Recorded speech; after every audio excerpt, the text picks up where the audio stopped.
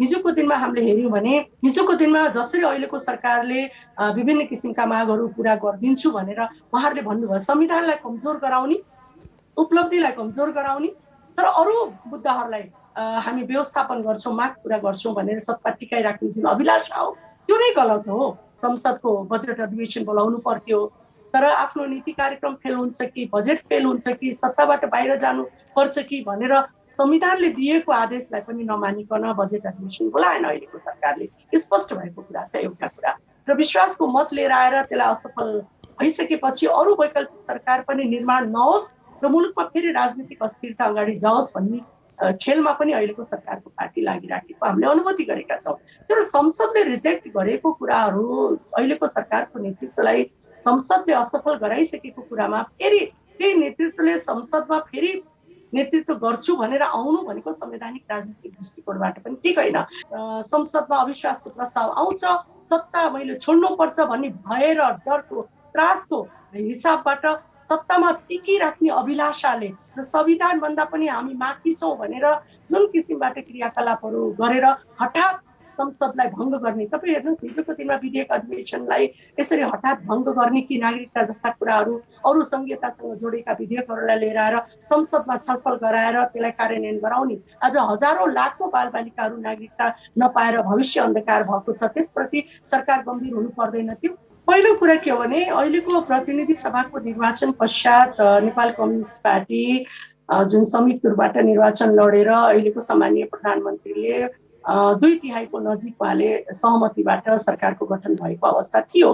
संविधानको धारा 76(1) बमोजिम एउटै दलको प्रचुर बहुमत भएको कारणले नै प्रधानमन्त्रीज्यूले सत्ताको नेतृत्व गर्नुभएको कुरालाई हामी स्वीकार गर्छौँ। विपक्षी दल वा अरू दलहरूले अविश्वासको प्रस्ताव सदनमा ममाथि लिएर आउने, त्यही भएर सदनलाई अगाडि बढाउन दिदिन, नीति कार्यक्रम असफल हुन्छ त्यही भएर म बजेट अधिवेशन गर्दिन भनेर अब यसरी अविश्वासको प्रस्तावमाथि सरकारले शंका उत्पन्न गर्ने, त्यसलाई सामना गर्न नसक्ने र संसदलाई नै गतिहीन बनाउँदै जाने र हिजो पुनर्स्थापन भएको संसद चाहिँ जनताको पक्षमा छैन वा राष्ट्रिय राजनीतिको पक्षमा छैन भनेर प्रमाणित गर्ने कोसिसहरू आफै स्वयं सरकारले गरेको छ।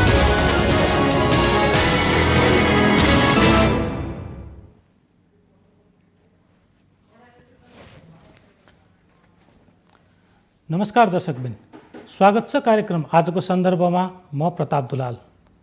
दर्शकबिन, यति बेला नयाँ सरकार गठनका लागि दलहरू दौडधुप र बैठकमा व्यस्त भएका छन्, किनभने राष्ट्रपति विद्यादेवी भण्डारीले नयाँ सरकार गठन गर्नका लागि दलहरूलाई आह्वान गर्नुभएको थियो र त्यसको म्याद बिहिबार सकिँदैछ। त्यसका लागि पनि दलहरू दौडधुपमा छन् र अहिलेको अवस्थामा नयाँ सरकार बन्छ कि बन्दैन भन्ने एउटा प्रश्न पनि पेचिलो बनेको छ।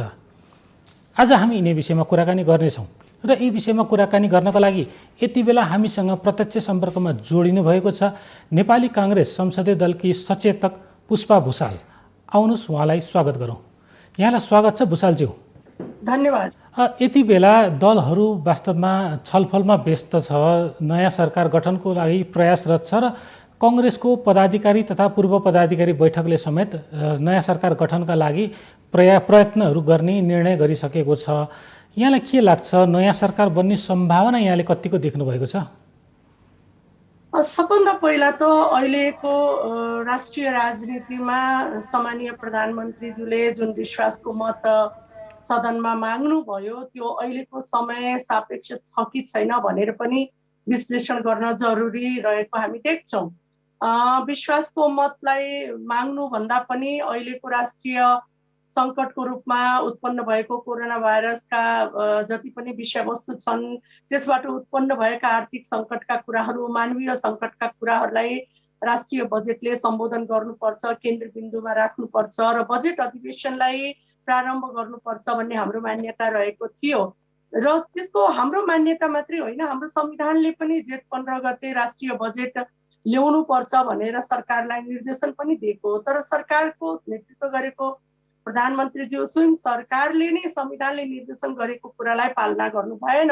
यी सम्पूर्ण राष्ट्रिय सङ्कटमा देखा परेका नेपाली जनताको जीवन जोखिममा परेको, उपचार नपाएको बाँच्न पाउने अधिकार, यी सबै संवेदनशील विषयहरू र यसको लागि बजेटले सम्बोधन गर्नुपर्ने विषयमा बजेट अधिवेशनले घनीभूत छलफल गर्नुपर्ने थियो।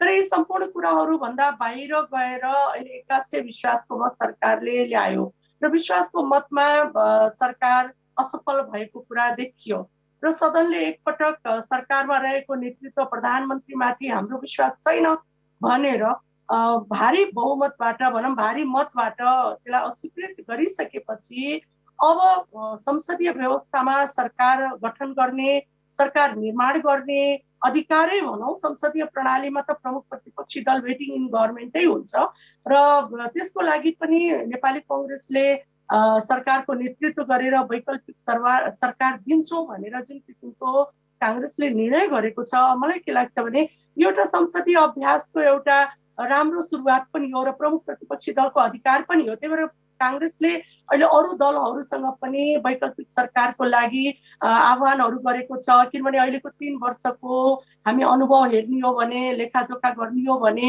यो सरकार न त संविधानको कार्यान्वयन गर्नेतिर इमान्दार भयो, न त संघीयताको कार्यान्वयन गर्नेतिर इमान्दार भयो, न त संसदप्रति नै वफादार भएको देखिन्छ।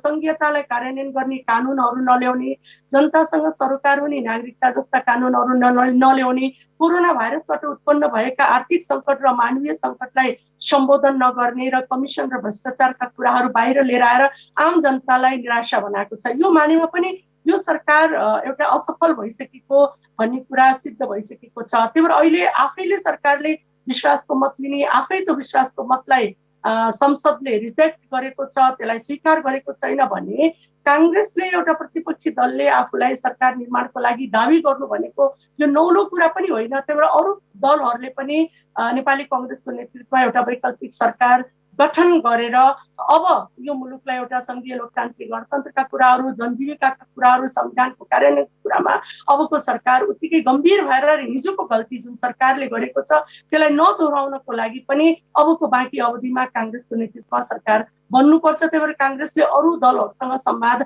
अगाडि बढाएको छ। यहाँले भनिराख्दा यो गलत समयमा जुन विश्वासको मत लिने प्रक्रिया सुरु भयो पनि भन्नुभयो, तर प्रधानमन्त्री ओलीजी निकटका नेताहरू यति बेला के भनिराख्नु भएको छ भने बजेट ल्याउने हामीलाई बाध्यता थियो, बजेट ल्याउनु पर्ने थियो, हामीलाई बारम्बार अन्य दलहरूले तपाईसँग विश्वास छैन, तपाईँको बजेट पारित हुँदैन भन्ने खालको उहाँहरूले आशय व्यक्त गरिराख्नु भएको कारणले हामी बाध्य भएर यो विश्वासको मत लिने प्रक्रियामा गएका हौँ पनि भनिराख्नु भएको छ। भने मुलुक यतिखेर कोरोना महामारीको यस्तो अवस्थामा छ, यति बेला वास्तवमा यहाँहरूले पनि सरकारलाई चाहिँ अलिकति ढुक्क बनाउन सक्नु भएन नि, हामी तपाईँले ल्याएको बजेट पास गर्छौँ, हाम्रा असहमतिहरू पछि मिलाउँछौँ भन्ने खालको अवस्था त यहाँहरूले पनि नदिएकै हो नि त, सरकारलाई बाध्य बनाएको त हो नि त, होइन र? पहिलो कुरा के हो भने हाम्रो प्रणालीमा, संसदीय प्रणालीमा सरकारले, विपक्षीले, अरू दलले अविश्वासको प्रस्ताव लिएर आउने, त्यही भएर संसदलाई हठात स्थगित गरिदिन्छु, विपक्षी दल वा अरू दलहरूले अविश्वासको प्रस्ताव सदनमा म माथि लिएर आउने, त्यही भएर सदनलाई अगाडि बढाउन दिदिनँ, नीति कार्यक्रम असफल हुन्छ, त्यही भएर म बजेट अधिवेशन गर्दिनँ भनेर अब यसरी अविश्वासको प्रस्तावमाथि सरकारले शङ्का उत्पन्न गर्ने, त्यसलाई सामना गर्न नसक्ने र संसदलाई नै गतिहीन बनाउँदै जाने र हिजो पुनर्स्थापन भएको संसद चाहिँ जनताको पक्षमा छैन वा राष्ट्रिय राजनीतिको पक्षमा छैन भनेर प्रमाणित गर्ने कोसिसहरू आफै स्वयं सरकारले गरेको छ। त्यही भएर हामी के देखिराखेका छौँ भने जसरी सरकारले वा सरकारको नेतृत्व गर्नुभएको प्रधानमन्त्रीले संविधान विपरीत संसदलाई विघटन गर्नुभयो र असंवैधानिक ढङ्गबाट र सर्वोच्च अदालतले संसदलाई पुनर्स्थापन गरिसकेपछि वास्तवमा विश्वको अरू देशहरूको संसदीय प्रणालीमा संसदलाई नै संविधान विपरीत विघटन गरिसकेपछि त्यसको रक्षाको रूपमा रहेको सर्वोच्च अदालतले त्यसलाई पुनर्स्थापन गरिसकेपछि सम्माननीय प्रधानमन्त्रीको अगाडि एउटा नैतिक, राजनैतिक र संवैधानिक प्रश्न चिन्ह खडा भएको थियो र उहाँले त्यस बेला नै आफूले गल्ती स्वीकार गरेर राजीनामा दिनु पर्थ्यो, पहिलो कुरा। दोस्रो कुरा, संसदमा अविश्वासको प्रस्ताव आउँछ भनेर डराएर सरकारले पटक पटक सदनलाई स्थगित गर्ने भनेर जुन किसिमको प्रयासहरू भयो, विगतमा पनि अधिवेशनमा विभिन्न कानुनहरू पास गर्नुपर्ने कुराहरू थियो। यही कोरोना भाइरसको सन्दर्भमा जनतालाई राहत दिने कुराहरू, स्वास्थ्य उपकरणहरू गाउँमा जिल्लामा पुर्याउने कुराहरू, जनताको जीवनलाई बचाउने कुराहरू, उपकरणहरू हरेक जिल्लाको हस्पिटलमा पुर्याउने कुराहरू, खोपहरू ल्याउनको लागि अन्तर्राष्ट्रिय जगतसँग संवाद गर्नुपर्ने कुराहरू, यति गम्भीर विषयहरूमा सरकार नलागिकन केवल अविश्वासको प्रस्ताव लिएर आउँछ भनेर सदनमा यी विषयहरू छलफलमा अगाडि बढ्थे। यसले अन्तर्राष्ट्रिय जगतलाई पनि एउटा सन्देश पुग्थ्यो र नेपालको कोरोना भाइरसको स्वास्थ्य स्थिति कस्तो छ भन्ने कुरा पनि अन्तर्राष्ट्रिय जगतलाई जानकारी पनि पुग्थ्यो। तर त्यतातिर एउटा सहमति गर्न नखोजेर अविश्वासको प्रस्ताव ल्याउँछ भनेर सत्ताबाट हट्नको लागि भनौँ नि उहाँलाई एकदम दुःख लागेर उहाँले चाहिँ अब अविश्वासको प्रस्ताव म सामना गर्न सक्दिनँ भनेर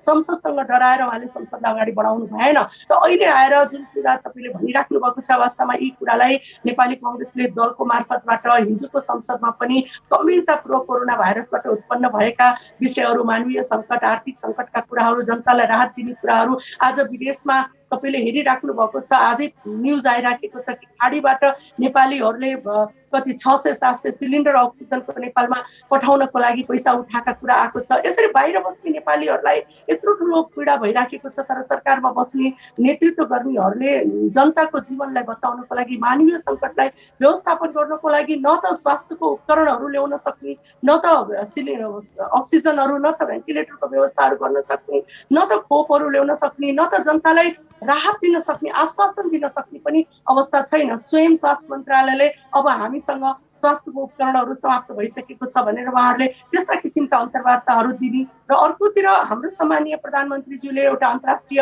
एउटा सञ्चार जगतमा पनि नेपालको कोरोना भाइरसको सङ्क्रमण नियन्त्रणमा छ र यो फैलाउने जिम्मा चाहिँ आम जनताले गरेका छन् भन्ने जस्तो झुट चाहिँ भनौँ नि एउटा झुट किसिमबाट उहाँले एउटा अन्तर्वार्ता दिनुभयो र नेपाली जनतामाथि जुन किसिमको उहाँले दोष लगाउनु भयो, यस्तो दुःखद वक्तव्यहरू आएको छ। त्यही भएर हामी के देखिराखेका छौँ भने अहिले प्रमुख प्रतिपक्षी दलले यी सम्पूर्ण विषयलाई अबको बजेट अधिवेशनमा घनीभूत ढङ्गबाट यसलाई छलफल गर्ने र यसको स्वास्थ्यको विषयहरू र यसबाट उत्पन्न भएका आर्थिक सङ्कटका कुराहरू र यो कोरोना भाइरसमा उपकरणहरू खरिद गर्दा, खोप खरिद गर्दाखेरि कमिसनका कुराहरू जुन किसिमबाट बाहिर तथ्य सत्यको साथ आइराखेका छ, ती विषयलाई अबको राष्ट्रिय यो बजेट अधिवेशनले त्यहाँ गम्भीरतापूर्वक छलफल गर्नेछ भनेर हामीले बजेट अधिवेशनको माग पनि गरेका थियौँ। तर सरकार यी सम्पूर्ण कुरालाई सदन मार्फत छलफल गर्न चाहेन र सरकारले सत्तालाई टिकाउनको लागि जुन गलत ढङ्गबाट विश्वासको मतहरू लिने प्रस्ताव अगाडि सारेको छ, यो हामी के देखिराखेको छ, सत्तालाई टिकाउनको लागि र संसदलाई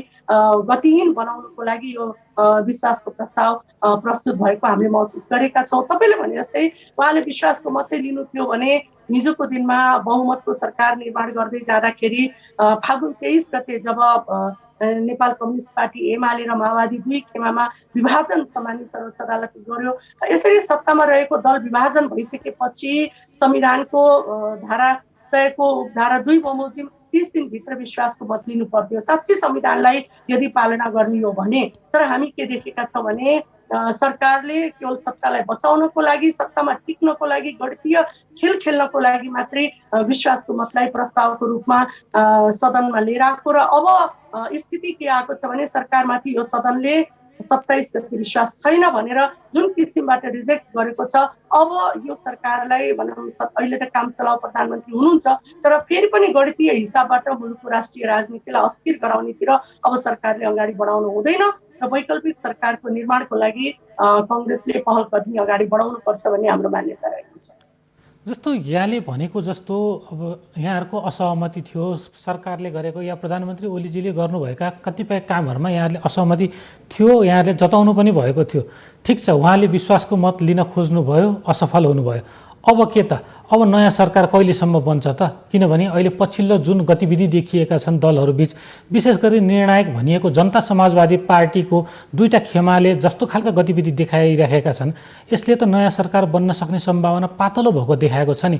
अब बन्छ त नयाँ सरकार यहाँहरूको नेतृत्वमा, विशेष गरी कङ्ग्रेसको नेतृत्वमा सरकार बन्ने सम्भावना यहाँले चाहिँ कतिको देख्नुहुन्छ? पहिलो कुरा के हो भने अहिलेको जुन विश्वासको मत जुन प्रक्रियाबाट सामान्य प्रधानमन्त्रीले विश्वासको मत माग्नुभयो, सम्माननीय राष्ट्रपतिले विशेष अधिवेशनको आह्वान गर्नुभयो कि विश्वासको मतको छलफलको प्रयोजनको लागि मात्रै अधिवेशन एक दिनको लागि बोलाइयो, यो संविधानको विपरीत रहेको छ पहिलो कुरा। किनभने विश्वासको मत भनेको प्रधानमन्त्रीले निश्चित मापदण्डभित्र मात्रै लिने व्यवस्था रहेको छ। एउटा सदन चलिरहेको बेलामा आफूले बहुमत पुष्टि गर्नको लागि विश्वासको मत लिन सकिन्छ, धारा 100 धारा 1ले त्यो भन्छ। दोस्रोमा यदि सरकारमा सम्मिलित भएको दल विभाजन भएमा वा दलले समर्थन फिर्ता लियो भने मात्रै विश्वासको मत माग्न पाइन्छ, दोस्रो कुरा। तर अहिले के देखिन्छ भने प्रधानमन्त्रीज्यूले विश्वासको मत लिनको लागि जुन एक दिनको लागि जुन विशेष अधिवेशन बोलाएको छ, यो विशेष अधिवेशनको व्यवस्था हाम्रो संविधानमा छैन। त्यही भएर यो नौलो परम्पराको थालनी भएको छ, नौलो अभ्यासको थालनी भएको छ। विश्वासको मत भनेको संसदमा 1/4 सांसदहरूले निश्चित प्रयोजनको लागि विश्वासको मत माग्ने आफ्नो प्रक्रिया छ, आफ्नो पद्धति छ र त्यो किसिमको संविधानमा व्यवस्था पनि छ। तर अहिलेको प्रधानमन्त्रीज्यूले विश्वासको मतको प्रयोजनको लागि जुन विशेष अधिवेशनको आह्वान गर्नुभएको छ त्यो संविधानको कुनै पनि धारासँग मेल खाँदैन। त्यही भएर यो गलत अभ्यासको प्रारम्भ भएको छ, मैले यो भन्न आवश्यक छ। दोस्रो कुरा, तपाईँले भने जस्तै अरू पार्टीहरूले अब कसरी वैकल्पिक सरकारको निर्माण गर्न आवश्यक छ र काङ्ग्रेसलाई कि अरू पार्टीहरूले समर्थन गर्न जरुरी छ र भनेर जुन किसिमको प्रश्न चिन्ह खडा गर्नुभएको छ, निश्चय नै हिजो संसद विघटन भइसकेपछि यो संविधान विपरीत संसदको विघटन भएको छ, यसको विरुद्धमा सबै पार्टीहरूले साझा सहमति गरेका थियो, चाहे जसपा होस् चाहे नेकपा माओवादी होस्। काङ्ग्रेसले यो संविधानको विपरीत प्रधानमन्त्रीले संसद विघटन गर्नुभएको छ। एक दोस्रो, अहिलेको प्रधानमन्त्रीले संघीयताको विरुद्धमा, गणतन्त्रको विरुद्धमा, लोकतन्त्रको विरुद्धमा संविधानलाई इमानदारीपूर्वक पालना गर्नु भएन, संघीयतालाई कमजोर बनाउने, प्रदेशलाई कमजोर बनाउनको लागि कानुन निर्माण गर्ने काममा पनि केन्द्रको संसदलाई गतिशील बनाउन चाहनु भएन, तर संघीयतालाई कार्यान्वयन गर्न नचाहने, प्रदेश सरकारलाई कमजोर गराउन चाहने, मधेसको मुद्दामा उहाँ गम्भीर हुनु भएन भनेर स्वयं जसपाले अहिलेको सामान्य प्रधानमन्त्रीमाथि गम्भीर आरोप लगाएको कुरा ताजै छ। हिजो आन्दोलन गर्दै जाँदाखेरि, संसद विघटन गरेर संसद पुनर्स्थापनको लागि आन्दोलन गर्दै जाँदाखेरि, यद्यपि तीनटा पार्टीले अलग अलग आन्दोलन गर्यो, विभिन्न चरणमा आन्दोलन गर्यो, तर हाम्रो एजेन्डा साझा थियो। र जसपाले पनि त्यसबेला संघीयताको विरुद्धमा नागरिकता जस्तो कानुनलाई ल्याउनको लागि सरकार गम्भीर नभएको, संघीयतालाई कार्यान्वयन गर्नको लागि सरकार गम्भीर नभएको, प्रदेश सरकारलाई बलियो नबनाउनको लागि अहिलेको सामान्य प्रधानमन्त्री गम्भीर नभएको भनेर आरोप भर्खरै लगाएको, भर्खरै आन्दोलनमा यो विषयलाई उठान गरेको हामीलाई ताजै छ, त्यो स्मरण छ। तर मलाई के लाग्छ भने संसद विघटन गर्नेदेखि लिएर संघीयताको विरुद्धमा, समावेशी लोकतन्त्रको विरुद्धमा जुन किसिमबाट सरकारले काम गरेको थियो त्यसको विरुद्धमा आन्दोलन गर्दै जाँदाखेरि तीनटै पार्टीको, माओवादी पार्टी, जसपा र काङ्ग्रेसको एजेन्डा एउटै थियो, साझा मुद्दा थियो। आन्दोलन अलग गरे पनि साझा मुद्दा थियो भने आज फेरि जसपाले सामान्य प्रधानमन्त्रीलाई विश्वास दिने कुरा वा यही सरकारलाई टिकाउने कुरा भन्दाखेरि एजेन्डाको राजनीति हेर्न, सिद्धान्तको राजनीति गर्ने, संविधानको हामी बचाउनको लागि जब हामी हिजोको दिनमा सङ्घर्ष गऱ्यौँ, आन्दोलन गऱ्यौँ, लडाइँ लड्यौँ भने सत्ता भनेको गणितीय हिसाबले मात्रै टिकाउने होइन, सत्ता भनेको सिद्धान्त सिस्टमबाट पनि टिकाउने कुरा हुन्छ। र आज हामीलाई विश्वास के छ भने यी एजेन्डामा अहिले पनि सदनमा रहेको तीनवटा पार्टी, जुन बाहिर रहेको पार्टी र स्वतन्त्र पार्टीहरूको एउटै अभिमत रहेको छ र यो एजेन्डाले फेरि तीनटा दललाई एउटै ठाउँमा उभ्याउँछ भन्ने कुरामा पनि हामी विश्वस्त छौँ। र यो सरकारले जसरी संहिता, संविधान, संघीयता, समावेशी लोकतन्त्र, अहिलेको कोरोना भाइरसको सन्दर्भमा राजनीतिक स्थिरताको विरुद्धमा जसरी कमिसनका कुरा, भ्रष्टाचारका कुराहरू जसरी यो सरकार 3 वर्षमा असफल भएको छ, यसको विरुद्धमा मलाई के लाग्छ भने अहिले पनि संसदमा भएको, हिजो हामी किन आन्दोलन गर्यौँ त? तीनवटा दलले सडकमा गएर किन आन्दोलन गर्नु? आज हामी नेपाली कङ्ग्रेसको नेतृत्व नमान्ने अहिलेकै सरकार ठिक छ भनेर यदि जसपा भित्रको एउटा भनौँ गुटले यदि त्यो कुरा भन्ने हो भने हिजो त्यो जसपाले यही सरकारको विरुद्धमा आन्दोलन र गर्दै जाँदाखेरि हाम्रो साझा एजेन्डा थियो र त्यो एजेन्डा भोलिको लागि पनि उत्तिकै सान्दर्भिक छ, उत्तिकै महत्त्वपूर्ण छ र ती एजेन्डालाई पालना गर्नुपर्ने दायित्व तीनटै पार्टीको काँधमा पनि आएको छ। र यो अवसर हो, तीनटा पार्टीलाई यो अवसर हो जसरी संविधानलाई कमजोर गराउनको लागि, कार्यान्वयनलाई कमजोर गराउनको लागि, संविधानप्रति इमानदारिता नराख्ने, संविधानभन्दा माथि गएर आफूलाई सत्ता टिकाउने जुन अभिलाषा अहिलेको सरकारको नेतृत्वले गरेको छ, यदि संविधानभन्दा माथि गएर सत्ता टिकाउने अभिलाषा राख्ने नेतृत्वलाई नै यदि फेरि समर्थन गरेर यो सत्तालाई बचाउने यदि हामी त्यो अभियानमा लाग्यो भने संविधान फेरि असफल हुन्छ, हामीले प्राप्त गरेको परिवर्तन फेरि असफल हुन्छ। त्यही भएर मलाई के विश्वास छ भने संविधानको लागि, संघीयताको लागि, मधेस आन्दोलनको लागि, मधेसी मुद्दाको लागि, समावेशिताको लागि हाम्रो जुन एउटै एजेन्डा हाम्रो रहेको थियो र भोलि यो परिवर्तनलाई बचाउनको लागि तीनटा पार्टी एक ठाउँमा उभिनै पर्छ। त्यही भएर एजेन्डाले हामी तीनटै पार्टीलाई एक ठाउँमा उभ्याउने छ, किनभने अहिलेको सरकारले यो हामीले प्राप्त गरेको उपलब्धिलाई कमजोर गराउनेतिर जुन अगाडि आफ्ना क्रियाकलापहरूबाट कमजोर गराउनेतिर अगाडि बढाएको थियो, फेरि त्यो गल्ती नदोहोऱ्याउनको लागि पनि मलाई विश्वास छ तीनटा पार्टीले वैकल्पिक सरकारको गठनको लागि एक ठाउँमा उभिन्छ र उभिनुपर्छ भन्ने हाम्रो मान्यता पनि रहेको छ। ठिक छ, म यहाँको कुरामा सहमत भएँ। यहाँहरू सिद्धान्तगत रूपमा यति बेला एक ठाउँमा हुनुहुन्छ। विगतमा यहाँहरूले एकमुख लागेर सरकारको कदमको विरोध पनि गर्नुभएको र यहाँहरूले विकल्प दिन्छौँ पनि भन्नुभएको थियो। तर यति बेला यहाँलाई त गणितले साथ दिइरहेको छैन नि। भोलिका दिनमा यहाँहरूले बिहिबारसम्म त राष्ट्रपतिज्यूका त हस्ताक्षर लिएर जानु पर्ला, संसदमा यहाँहरूको बहुमत छ भने पुष्टि पनि गर्नु पर्ला, त्यो संसदको बहुमत सङ्ख्या त पुर्याउनु पऱ्यो नि। त्यो अवस्था अहिले बनिरहेको छैन, त्यो सम्भावना यतिखेर कमजोर बनिरहेको छ। यो अवस्थामा यहाँले सरकार बन्न सक्ने सम्भावना चाहिँ कतिको देख्नुहुन्छ? नयाँ सरकार, यहाँहरूको नेतृत्वमा सरकार बन्ने सम्भावना चाहिँ? पहिलो कुरा के हो भने अहिलेको प्रतिनिधि सभाको निर्वाचन पश्चात नेपाल कम्युनिस्ट पार्टी जुन संयुक्त रूपबाट निर्वाचन लडेर अहिलेको सम्माननीय प्रधानमन्त्रीले 2/3 नजिक उहाँले सहमतिबाट सरकारको गठन भएको अवस्था थियो। संविधानको धारा 76(1) बमोजिम एउटै दलको प्रचुर बहुमत भएको कारणले नै प्रधानमन्त्रीज्यूले सत्ताको नेतृत्व गर्नुभएको कुरालाई हामी स्वीकार गर्छौँ। तर अहिलेको अवस्था फरक छ। अहिले सम्माननीय प्रधानमन्त्रीमाथि संसदको विश्वास गुमिसकेको छ।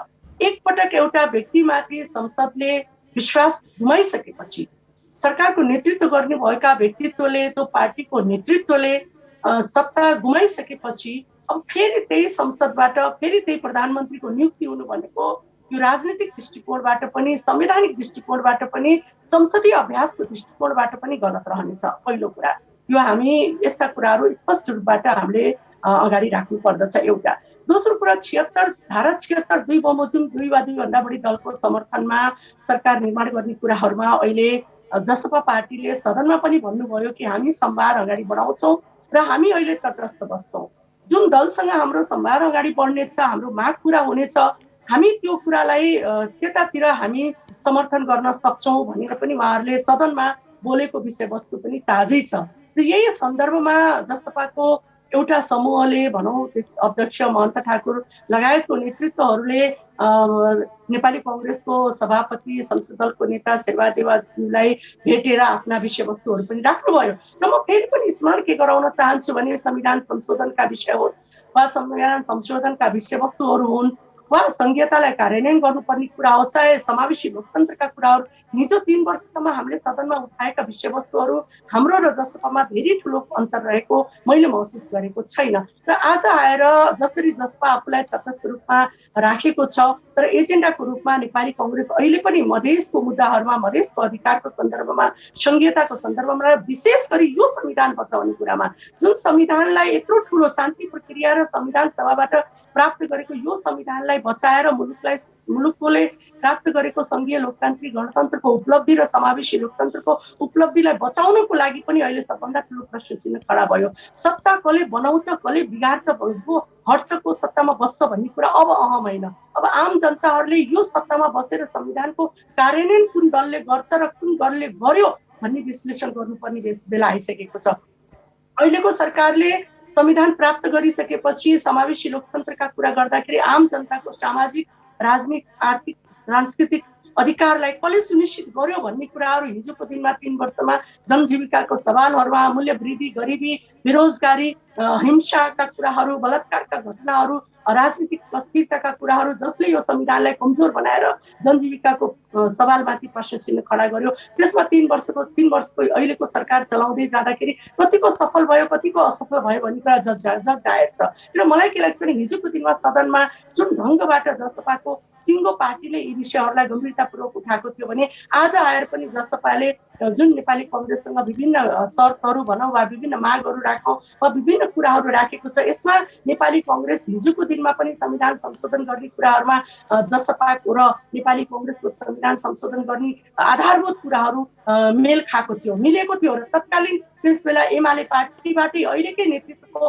पार्टीले त्यसलाई असफल गरेको कुरालाई पनि आज स्मरण गर्न जरुरी छ। तर अहम प्रश्न हो, हामी यो संविधानलाई बचाउन चाहेका छौँ कि छैनौँ? हामीले अहिलेको संविधानलाई परिमार्जन गर्नु छ भने हाम्रा हिजोका साझा मुद्दाहरूलाई भोलि पनि हामी संवादको मार्फतबाट अगाडि बढाउन सक्नको लागि हामी तयार हुने कि नहुने? तेस्रो कुरा, यो संविधानले प्राप्त गरेको उपलब्धिलाई, समावेशी लोकतन्त्रको उपलब्धिले, संहिताको उपलब्धिलाई बचाउनको लागि हिजो 3 वर्षसम्म यो सरकार असफल भयो। समावेशी लोकतन्त्रका कुरा गर्ने हो भने हामी उपसभामुखका निर्वाचनहरूलाई पनि राजनीतिक दाउपेचमा राख्ने, समावेशी कुराहरूलाई पनि अगाडि नबढाउने, संविधान विपरीत अध्यादेशहरू लिएर आएर संसदलाई गतिहीन बनाउने, कानुन निर्माणका कुराहरूमा सरकार बेखबर भएर बस्ने, यी सबै कुराहरूबाट हामीले प्राप्त गरेको उपलब्धिहरू कार्यान्वयन हुन सकेन, संविधान कार्यान्वयन हुन सकेन। हामीले ठुलो अमूल्य 3 वर्षको हामीले धेरै ठुलो अमूल्य समयलाई हामीले गुमायौँ, किनभने अहिलेको सरकारको नेतृत्वको कारणले हामीले 3 वर्ष गुमाएका छौँ। जनताले कुनै पनि किसिमको संविधानको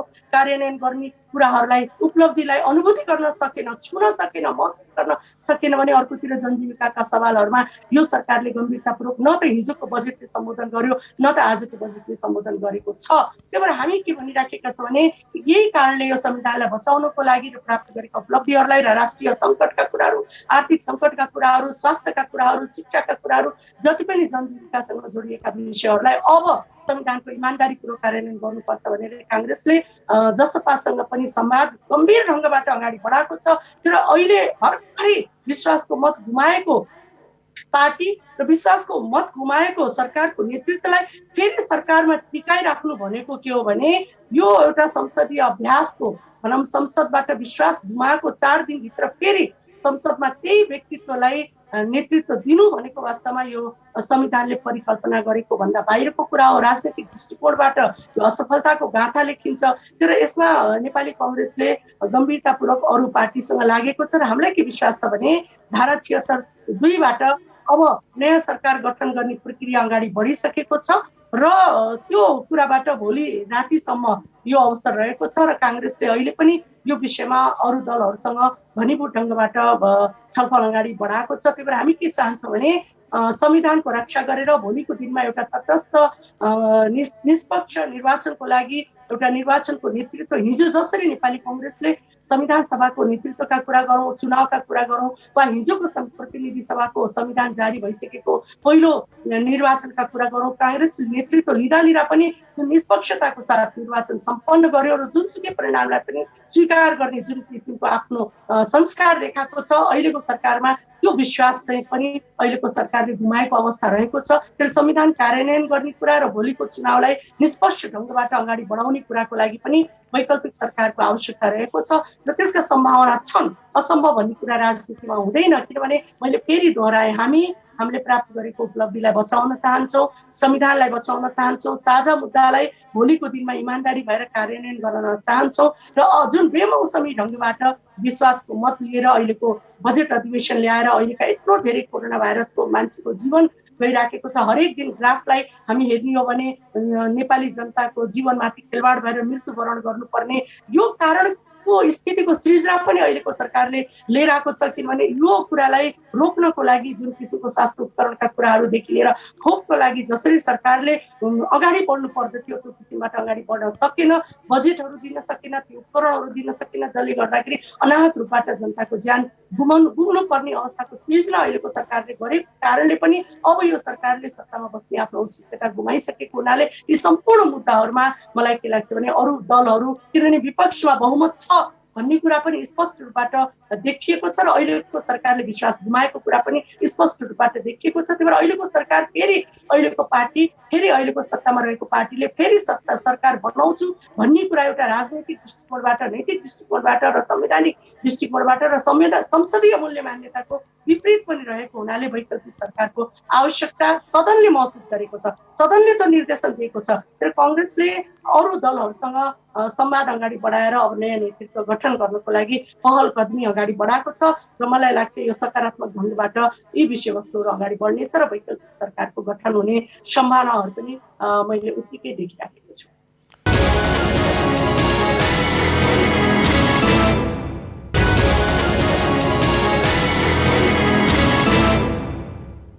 यहाँले भनेको जस्तो संविधानको धारा 76 को 2 अनुसारको सरकार बनेको खण्डमा अहिलेको अवस्थामा मुलुक यस्तो कोरोना महामारीको चपेटामा परेको छ, चौतर्फी सङ्कटमा घिरिएको बेलामा बन्ने सरकारले मुलुकलाई राजनीतिक निकास दिन सक्छ, मुलुकलाई वास्तविक समस्याको उसबाट निकाल्न सक्छ। यहाँ कतिको विश्वस्त हुनुहुन्छ यो विषयमा? होइन, वैकल्पिक सरकारको गठन हुने बित्तिकै वैकल्पिक दायित्वहरू पनि थपिएका हुन्छन्। हिजो 3 वर्षसम्म नेपाल कम्युनिस्ट पार्टी वा भनौँ अहिलेको नेतृत्वले गर्न नसकेका र संविधानलाई कमजोर गराउनेतिर अगाडि बढाएका कुराहरूलाई सुधार्न पनि जरुरी छ। किन संसदीय व्यवस्थामा हिजोको सरकारले गल्ती गर्यो भने फेरि भोलिको ती गल्तीलाई दोहोरिन नदिनको लागि नै यस्ता अविश्वासका प्रस्ताव, विश्वासका प्रस्तावहरू अगाडि ल्याएर सरकार परिवर्तन गर्ने प्रक्रिया हुन्छ। संसदीय अभ्यासमा अविश्वासको प्रस्ताव ल्याएर पनि सरकार परिवर्तन गर्न सकिन्छ, विश्वासको मत नदिएर पनि सरकार परिवर्तन गर्न सकिन्छ। विश्वासको मत नपाउने बित्तिकै संसदले अहिलेको सरकारको नेतृत्व असफल भइसक्यो, अब हामी नयाँ नेतृत्वको सरकार चाहन्छौँ भनेर सदनले त्यो जनादेश दिइसकेको छ। सदनमा भएका प्रतिनिधि भनेको जनताकै प्रतिनिधि हो। त्यो नयाँ सरकारको निर्माणको आवश्यकता छ भनेर जब विश्वासको मत गुमिसकेपछि त्यो निर्देशन दिएको, त्यो आदेश दिएको हो संसदले। तर नयाँ संसदले नयाँ सरकारको नेतृत्व लिने बित्तिकै अहिले राष्ट्रिय राजनीतिमा देखा परेका सङ्कटका विषयवस्तुहरू जति पनि छन् त्यसलाई व्यवस्थापन गर्नको लागि अबको वैकल्पिक सरकार गम्भीर हुन जरुरी छ। मैले फेरि दोहोऱ्याएँ, संविधान कार्यान्वयन गर्ने कुराहरू, जनताको स्वास्थ्यसँग जोडिएका कुराहरू, त्यस्तै गरी संविधान कार्यान्वयन गर्ने कुराहरू र संसदीय अभ्यासलाई सकारात्मक ढङ्गबाट अगाडि बढाउने कुराहरू, भोलिको निर्वाचनलाई तटस्थ ढङ्गबाट निर्वाचन सम्पन्न गर्ने कुराहरू, यी सम्पूर्ण कुराहरूको जिम्मेवारी लिएर अबको नयाँ सरकार अगाडि बढ्नु जरुरी छ। त्यही भएर हामीलाई के विश्वास छ भने अबको यो राष्ट्रिय बजेटलाई त यो सरकारले संविधान उल्लङ्घन गरेर जेठ 15 गते संसदमै यसको घनीभूत छलफल गरेर संसदको बजेट अधिवेशन बोलाउनु पर्थ्यो। तर आफ्नो नीति कार्यक्रम फेल हुन्छ कि बजेट फेल हुन्छ कि सत्ताबाट बाहिर जानु पर्छ कि भनेर संविधानले दिएको आदेशलाई पनि नमानिकन बजेट अधिवेशन बोलाएन अहिलेको सरकारले। स्पष्ट भएको कुरा छ एउटा कुरा। र विश्वासको मत लिएर आएर त्यसलाई असफल भइसकेपछि अरू वैकल्पिक सरकार पनि निर्माण नहोस् र मुलुकमा फेरि राजनीतिक अस्थिरता अगाडि जाओस् भन्ने खेलमा पनि अहिलेको सरकारको पार्टी लागिराखेको हामीले अनुभूति गरेका छौँ। तर संसदले रिजेक्ट गरेको कुराहरू, अहिलेको सरकारको नेतृत्वलाई संसदले असफल गराइसकेको कुरामा फेरि त्यही नेतृत्वले संसदमा फेरि नेतृत्व गर्छु भनेर आउनु भनेको संवैधानिक राजनीतिक दृष्टिकोणबाट पनि ठिक होइन। तर हामीले के देखिरहेको छ, अरू दलहरूले अब सोच्नुपर्ने अवस्था छ। र तपाईँले भन्ने जस्तै प्रश्न गरे जस्तै अहिलेको सङ्कटलाई के अब वैकल्पिक सरकारले तुरन्तै समाधान गर्न सक्छ त भन्ने कुरामा न्यूनीकरण गर्नको लागि अबको नयाँ सरकार निर्माण हुने बित्तिकै यसलाई समय अब खेर फाल्नु हुँदैन। अहिले धारा 76 बमोजिम भोलिसम्ममा नयाँ सरकार निर्माण गर्ने जुन अवधि अहिले सामान्य राष्ट्रपतिले दिनुभएको छ, मलाई लाग्छ अरू दलहरू पनि गम्भीर भएर भोलिको दिनमा वैकल्पिक सरकार गठन गर्नको लागि एउटा सहमतिको नजिक पुग्न जरुरी छ। किनभने समय भनेको अत्यन्त अमूल्य छ, जनताको जीवन त्योभन्दा बढी अमूल्य छ। तर जनताको जीवनलाई बचाउनको लागि पनि सरकारले एउटा गम्भीर निर्णय गर्नुपर्ने अवस्था छ। किनभने अहिलेको सरकार भनेको काम चलाउ सरकार हो। काम चलाउ सरकारले गम्भीर रूपबाट निर्णयहरू गर्न सक्दैन, ठुलो निर्णय गर्न सक्दैन, गम्भीर निर्णय गर्न सक्दैन। तर यो अवस्थाको सिर्जना अहिलेकै सरकारले गरेको हो। त्यही भएर अहिलेको प्रधानमन्त्री काम चलाउ प्रधानमन्त्री भइसकेको कारणले उहाँले ठुलो निर्णयहरू गर्न सक्नुहुन्न। त्यही भएर यो समयलाई, यो अमूल्य समयलाई, जनताको जीवनसँग जोडिएको अमूल्य जीवनलाई बचाउनको लागि पनि सरकार निर्माणको प्रक्रिया छिटोभन्दा छिटो लिनुपर्ने हुन्छ। र भोलि जुन अवधि दिएको छ धारा 76 बमोजिमको वैकल्पिक सरकारको निर्माणको लागि जुन हामी प्रस्तावहरू लिएर सामान्य राष्ट्रपति कहाँ जाने भन्ने कुरा जुन गइसकेको छ, त्यसलाई भोलि यो एक दिन पनि समय पछाडि धकेल्नु हुँदैन। किनभने यदि अहिले यो समय खेर गयो भने फेरि संविधानको धारा 76 को 3 बमोजिम सबभन्दा ठुलो पार्टीको हैसियतले अहिलेकै नेतृत्व गरेको सरकारले फेरि प्रधानमन्त्री हुने सम्भावना हुन्छ। र यो बहुमत प्राप्त नगरेको सरकारको पार्टीभित्रको गुट विभाजनको अहिलेको पार्टीले फेरि सरकार निर्माण गरेर फेरि विश्वासको मत लिनेतिर अगाडि बढ्ने परम्परा अगाडि बढ्छ र हिजोको दिनमा विश्वास नपाएको पार्टीको नेतृत्व फेरि विश्वास पाउँछ भन्ने कुनै ग्यारेन्टी छैन र विश्वास लिनको लागि आउनु पनि हुँदैन भन्ने हाम्रो मान्यता रहेको छ। सदनबाट असफल भइसकेको नेतृत्व फेरि विश्वासको मत लिएर आउनु हुँदैन, यो संसदीय अभ्यासको उपहास हुन्छ। तर मलाई के लाग्छ त्यसपछिको फेरि एउटा स्वतन्त्र व्यक्तिले आफूलाई बहुमत सिद्ध गर्नको लागि जुन संविधानको धारा 76 को 4 बमोजिम फेरि एउटा स्वतन्त्र व्यक्तिले सांसदले आफूलाई बहुमत सिद्ध गरेर प्रधानमन्त्री नियुक्तिको लागि आधारहरू दिएर सम्मानीय राष्ट्रपति कहाँ गएर प्रधानमन्त्री नियुक्ति हुने व्यवस्था हुन्छ।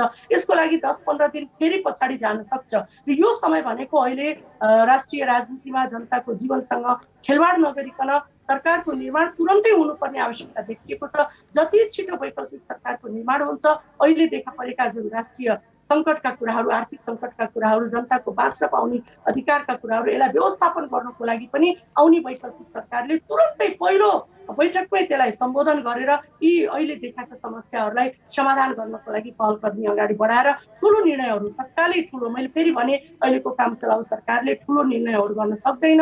त्यही भएर तुरन्तै अब वैकल्पिक सरकारको निर्माण गर्नुपर्ने आवश्यकता देखिएको छ। जनजीविकाको सवालमा, स्वास्थ्यका कुराहरूमा देखिएको छ, प्राथमिकतामा त्यो देखिएको छ। त्यही भएर यसलाई एक मिनट पनि समय खेर नफारिकन भोलि एउटा वैकल्पिक सरकारको निर्माणको लागि सबै दल संवेदनशील भएर सबै दलहरू सहमतिको आधारमा वैकल्पिक सरकार, किनभने सत्तामा रहेको दलभन्दा विपक्षमा बहुमत देखिसकेको छ, सदनमा मतबाट देखिसकेको छ। तर त्यो मतले तटस्थ बसेर नयाँ सरकारको गठन पनि हुन सक्दैन, तटस्थ बसेर जनताको जनजीविकाको निर्णय पनि छिटोभन्दा छिटो हुन सक्दैन। तर यस्तो गम्भीर परिस्थितिमा पनि दलहरूले आफूलाई तटस्थ राख्नु भनेको जनजीविकाको सवालमा, जनताको स्वास्थ्यको विषयमा गम्भीर नभएको महसुस हुन्छ। आम जनताले त्यो महसुस गर्नुपर्ने बाध्यता हुन्छ। त्यही भएर मलाई के लाग्छ नि, भोलिको दिनमा 3 दलहरूको बिचमा र स्वतन्त्र दलको त सहमतिको आधारमा एउटा वैकल्पिक सरकारको निर्माण गर्नुपर्ने आवश्यकता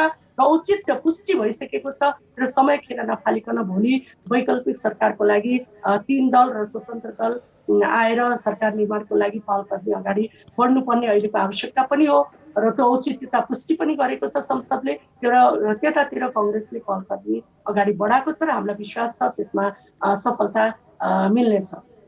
सोमबार संसदमा प्रधानमन्त्री केपी शर्मा ओलीले विश्वासको मत लिने क्रममा एउटा शब्द बोल्नुभएको थियो, मलाई मत दिनुस् यदि यो संसद जोगाउने हो भने। त्यसको अर्थ थियो मलाई मत नदिएको खण्डमा यो संसद जोगिन सक्दैन, फेरि भङ्ग हुने दिशामा जान्छ भन्नुभएको थियो। यति बेला वास्तवमा माओवादी केन्द्रको त प्रधानमन्त्री केपी शर्मा ओली र उहाँको दलसँग ठुलो झगडा छ। उहाँहरूले अलिकति जसरी पनि सरकारी परिवर्तन गर्नुपर्छ भन्नु केही हदसम्म स्वाभाविक हो। र त्यस्तै जनता समाजवादी पार्टीको पनि उपेन्द्र यादव खेमा, उहाँको पनि पहिला सरकारमा सामेल हुनुभयो, त्यसपछिको बहिर्गमनको अनुभव अलिक तितो रहेको थियो, उहाँहरूले पनि रिस फेर्नु स्वाभाविक रह्यो। तर कङ्ग्रेससँग त्यस्तो खालको केही अवस्थै थिएन। कङ्ग्रेसले यो व्यवस्था जोगाउन, संसद जोगाउनलाई अन्य विकल्पतिर किन सोच्न सकेन, खालि सरकारको विकल्प खोज्नतिर मात्र किन लाग्यो, यो एउटा प्रश्न पनि उठिरहेको छ नि। होइन, सबभन्दा पहिलो कुरा त के भने हिजोको दिनमा पनि यसभन्दा अगाडिको अधिवेशनमा प्रमुख प्रतिपक्षी दल नेपाली कङ्ग्रेसले संसदमा संविधानका विषय, जनजीविकाका विषय, संहितालाई कार्यान्वयन गर्नको लागि कानुन निर्माण गर्ने विषयलाई, भ्रष्टाचारका विषयहरूलाई गम्भीरतापूर्वक सदनमा उठाएकै हो। पहिलो दिन जब संवैधानिक परिषदको अध्यादेशलाई संविधान विपरीत एकचोटि रिजेक्ट भएको अध्यादेशलाई फेरि सरकारले संसदमा प्रवेश गराउने कोसिस गर्यो। यत्रो संसद पुनर्स्थापन, यत्रो ठुलो सङ्घर्ष राजनीतिक दल मात्रै होइन, आम बुद्धिजीवीहरू, आम नागरिक समाजहरू, सम्पूर्ण जनताहरूले संविधानको रक्षाको लागि पनि संसदको पुनर्स्थापन गर्नुपर्छ भनेर आवाज उठाएको परिवेशमा संसदको पुनर्स्थापना भएको थियो। त्यस पश्चात पनि सरकारले संविधान विपरीत फेरि काम गर्ने कोसिसहरू गर्यो र प्रमुख प्रतिपक्षी दलले पनि संसदमा अब संविधान विपरीत कुनै पनि क्रियाकलाप यदि सरकारले काम गर्ने कोसिस गर्छ भने प्रमुख प्रतिपक्षी दलले त्यसलाई चाहिँ स्वीकार गर्दैन भनेर पहिलो दिन नै संवैधानिक परिषदको अध्यादेशलाई फिर्ता लग्नुपर्छ भनेर संसदलाई विरोध गरेकै हो। र संविधानमा पनि तपाईँले हेर्ने हो भने अध्यादेशलाई पहिलो बैठकमा प्रस्तुत गर्नुपर्ने व्यवस्था छैन। 60 दिनभित्र यदि अध्यादेश पास भएन भने निष्क्रिय हुन्छ भन्ने व्यवस्था संविधानमा छ। तर प्रतिनिधि सभा नियमावलीमा अध्यादेशलाई पहिलो बैठकमा पेश गर्नुपर्छ भनेर लेखेको छ नियमावलीमा। कतिपय हामी कानुनहरू विधेयकहरू संसदमा ल्याउँदाखेरि हामीले प्रतिनिधि सभा नियमावलीका नियमहरूलाई हामीले निलम्बन गरेर पनि हामीले संसदलाई अगाडि बढाएका धेरै नजिरहरू पनि छन्। र त्यस बेला पनि अध्यादेशहरूमा जुन महत्त्वपूर्ण अध्यादेशहरू एसिडका कुराहरू, फौजदारी हिंसाका कुराहरू, जुन सत्य निरूपणका कुराहरू, अध्यादेशहरू जुन महत्त्वपूर्ण अध्यादेशहरू छन् त्यसलाई चाहिँ संसदमा लिएर आउनको लागि नियमावलीका ती नियमलाई पनि निलम्बन गरेर अध्यादेशलाई प्रस्तुत गरौँ र कानुनलाई अझै परिमार्जन गरौँ भनेर पटक पटक हामीले कार्यव्यवस्थामा त्यो कुराहरू उठाएका थियौँ। तर सरकारमा रहेको पार्टी स्वयंले ती अध्यादेशहरूलाई सदनमा ल्याउन नचाहने र यो वा त्यो बहानामा अध्यादेशलाई यदि पहिलो दिनमा एसिड आक्रमणको कुराहरू, फौजदारी न्यायका कुराहरू, सत्य निरूपणका कुराहरू अध्यादेशलाई प्रस्तुत गर्नको लागि माननीय मन्त्रीज्यू रोस्टरमा गएको भए प्रमुख प्रतिपक्षी दलले विरोध गर्दैनथ्यो। तर संविधान विपरीत हिजो एकपटक रिजेक्ट गरेको संवैधानिक परिषदको अध्यादेशलाई जुन सामान्य सर्वोच्च अदालतमा विचाराधीन पनि छ र त्यसलाई रिजेक्ट गरेको कुरालाई फेरि सरकारले संसदमा ल्यायो भनेपछि संसद चलाउन नदिने नियत सरकारको देखिन्छ। एक दोस्रो कुरा, फौजदारी यो मौलिक हकको विपरीतमा प्रेस स्वतन्त्रता जुन लोकतन्त्रको चौथो अङ्गको रूपमा हामी भन्छौँ, प्रेस स्वतन्त्रताको रूपमा जसरी प्रेसको अधिकारको विपरीतमा, मौलिक हकको विपरीतमा जसरी सूचना तथा प्रविधि बिल लिएर आएर पत्रकारहरूको कलम र मुख बन्द गर्ने जुन दण्डनीय कानुन बनाउने अधिकारै थिएन सरकारलाई, फौजदारी मौलिक हक अन्तर्गत यस्तो कानुन बनाउनै पाइन्न थियो। यो त फौजदारी संहितामा लेखेकै छ नि, त्यो पास भइसकेको कुरा हो। तर उहाँहरूले जसरी सरकारले सूचना र प्रविधि विधेयकलाई हामीले संसदमा जबरजस्त ढङ्गबाट प्रवेश गराएर प्रेस स्वतन्त्रतामाथि अंकुश लगाउने र मौलिक हकको उल्लङ्घन गर्ने किसिमका विधेयकहरू ल्याउने कोसिस गर्नुभयो। तर त्यसलाई पनि हामीले विरोध गर्यौँ भन्दाखेरि संविधान विपरीत गर्ने कामहरूको विरोध गर्नुपर्ने दायित्व र कर्तव्य पनि त प्रमुख प्रतिपक्षी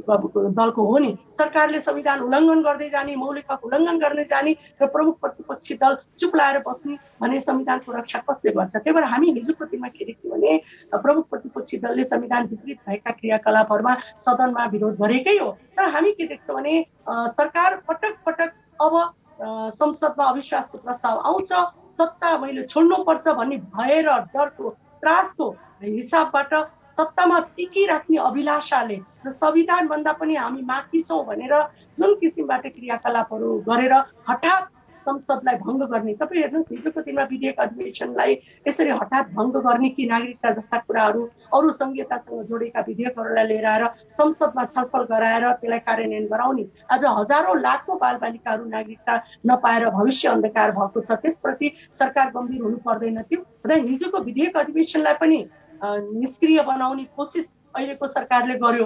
अहिलेको बजेट अधिवेशनलाई पनि निष्क्रिय गराउने कोसिस सरकारले गर्यो र विश्वासको मत, बेमौसमी विश्वासको मत लिएर आएर आफै असफल भइसकेको परिस्थितिको सृजना स्वयं सरकारले गर्यो र बजेट अधिवेशनको जुन महत्त्व थियो, औचित्यता थियो, आवश्यकता थियो अहिले राष्ट्रिय सङ्कटमा देखा परेका विषयवस्तुलाई सम्बोधन गर्नलाई, त्यतातिर पनि गम्भीर भएको हामी देखेका छैनौँ।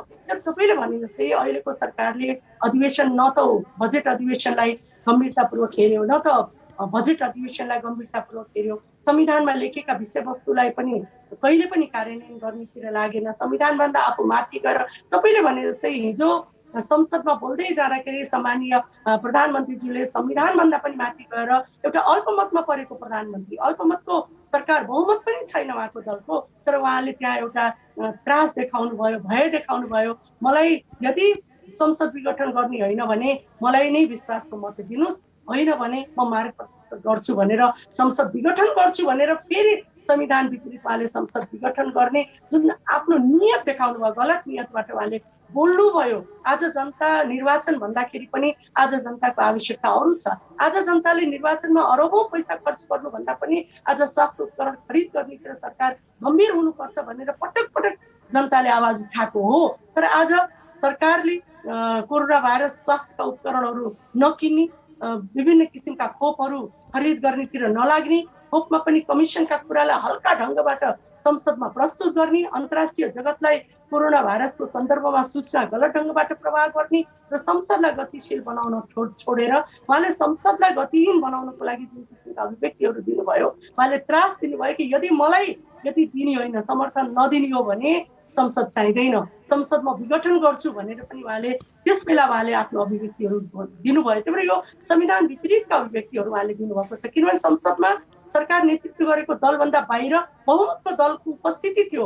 बहुमतको दलको उपस्थिति हुँदाहुँदै पनि त्यो अभ्यासलाई अगाडि बढ्न नदिनको लागि पनि उहाँले त्यस्ता किसिमका अभिव्यक्तिहरू दिनुभएको छ। त्यही भएर अहिले के देखिन्छ भने सरकारमा बसेको नेतृत्व आफू सत्तामै टिकिराख्ने, संविधान विपरीत भए पनि सत्तामा टिकिराख्ने, गणितीय हिसाबबाट राजनीतिक अस्थिरतालाई अगाडि निम्त्याउने र आफूले यो संसदलाई विघटन गरेर आफ्नै सत्ताबाट आफू सत्तामा रहेर निर्वाचन गर्ने र निर्वाचन गरेर अहिलेको राष्ट्रिय बजेटलाई आफ्नो पार्टी आफ्नो गुटलाई दुरुपयोग गर्ने र ती सम्पूर्ण बजेटलाई चुनावमा दुरुपयोग गर्ने जुन नियति देखा परेको छ, यो एउटा गलत सम्बोधन र गलत नियतहरू देखिएको छ। तर उहाँको जुन अभिव्यक्ति हो, यो अभिव्यक्ति भनेको संसदीय मर्यादा र संवैधानिक मूल्य मान्यता को विपरीत चाहिँ अभिव्यक्तिहरू हिजो संसदमा अत्यन्त हल्का ढङ्गबाट ती अभिव्यक्तिहरू आएको हामीले महसुस गरेका छौँ, जसले हामीलाई अत्यन्त दुखी तुल्याएको छ। तपाईँले कोरोना भाइरसको कमिसनका कुराहरू उठाउँदै जाँदाखेरि सरकार हो अनुसन्धान गर्ने,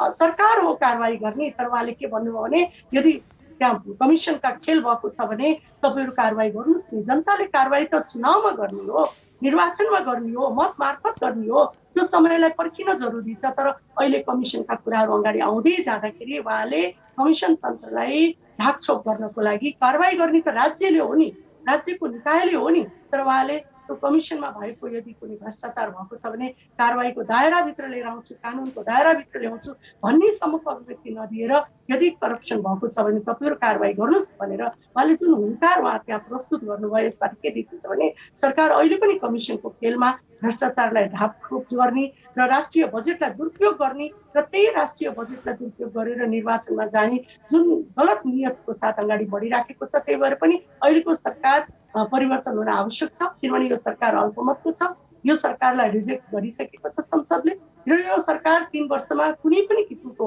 इमान्दारिता देखाएन, चाहे जनजीविकाको सवाल होस्, चाहे संविधान कार्यान्वयन कुरा होस्, चाहे राजनीतिक उपलब्धिका कुरा होस्, चाहे समावेशी लोकतन्त्रका कुरा होस्, कुनै पनि विषयवस्तुमा गम्भीर भएन र भ्रष्टाचार, अनियमितता, हत्या, हिंसा, बलात्कारका विषयहरूमा कहिले पनि त्यसलाई नियन्त्रण गर्नको लागि, न्यूनीकरण गर्नको लागि कुनै पनि पहल कदमी गरेन। त्यही भएर अहिलेको सरकार सत्तामा बस्ने आफ्नो औचित्यता राजनीतिक तवरबाट पनि, नैतिक तवरबाट पनि, संवैधानिक तवरबाट पनि र संसदीय मूल्य मान्यताबाट पनि गुमाइसकेको हुनाले वैकल्पिक सरकार अहिलेको अपरिहार्यता देखिन्छ। ठिक छ, यहाँले भन्नुभयो अहिलेको सरकार कुनै पनि हालतमा परिवर्तन हुनुपर्छ भनेर, तर यति बेला एउटा कस्तो खालको चर्चा पनि चलिरहेको छ भने यहाँहरूसँग सत्ता गठबन्धन गर्न चाहिरहनु भएको दलहरू, विशेष गरी माओवादी र जनता समाजवादी पार्टीले चाहिँ यस्ता खालका प्रस्तावहरू राख्नुभएको छ, अस्वाभाविक बाँडफाँडको, अव्यावहारिक व्यवस्थापनको र केही मागहरू पुरा गर्न जुन यहाँहरूलाई कठिन पनि हुन्छ। संविधान संशोधन जस्ता मागहरू पनि छन्, केही जेलमा भएका सांसद रिहाइका माग पनि छन्। ती पुरा गरेको खण्डमा कङ्ग्रेसको नेतृत्वमा सरकार बन्ने अवस्था छ भन्ने खालको कुरा पनि बाहिर आइरहेको छ। त्यो अवस्थामा चाहिँ कङ्ग्रेसले सम्झौता गरेर यो सरकार नै फाल्नका लागि त्यस्ता विषयमा सम्झौता गर्ने सम्भावना चाहिँ कतिको छ? तपाईँले भने जस्तै निश्चय नै एउटा हामीले संविधान निर्माण गरिसकेपछि हाम्रो संविधान एउटा रिजिड कन्स्टिट्युसन पनि होइन, तटस्थ पनि होइन, संशोधन हुन नसक्ने पनि होइन, केही विषयवस्तुहरू संशोधन हुन सक्दैन। सङ्घीय लोकतान्त्रिक गणतन्त्रका विषयवस्तुहरू, समावेशी लोकतन्त्रका विषयवस्तुहरू संशोधन हुन सक्दैन। त्यो बाहेकका अरू विषयहरू संशोधन प्रक्रियाबाट संविधानलाई अगाडि बढाउन सकिन्छ। हिजोको दिनमा पनि नेपाली कङ्ग्रेसले संसदमा संविधान संशोधनको लागि प्रस्ताव लिएर गएको कुरा पनि ताजा छ, त्यो कुरा स्मरण गर्न पनि जरुरी छ।